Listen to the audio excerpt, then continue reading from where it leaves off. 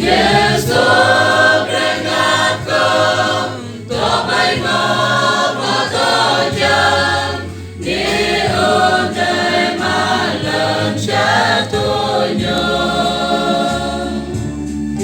Bangkai di komang, tetap dalam yang jurkan, Yesus kan merenung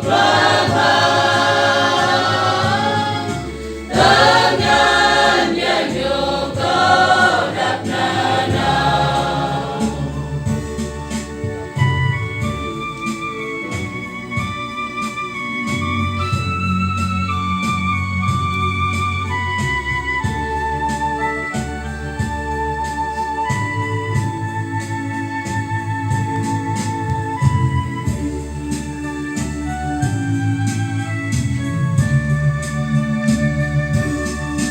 Dan jaga pandai hati niatnya, bersama kehandai jempang.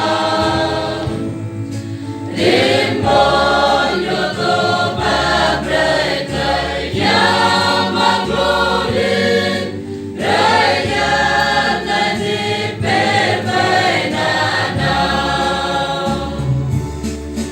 Yesus peringatkan, topeng apa tajam, di untai malam jatuhnya.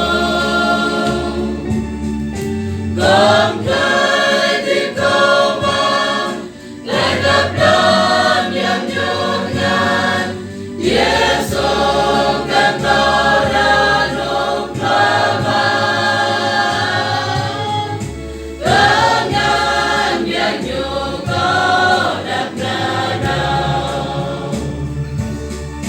Berai berhinau hangkau buang belum, tapi wayang dundai memblum. Kau tahan berkelai tinggal niat Yesus, bersama handai keprompet. Yesus peringatkan, topeng apa tajam, di untai malam jatuhnya. Bangkai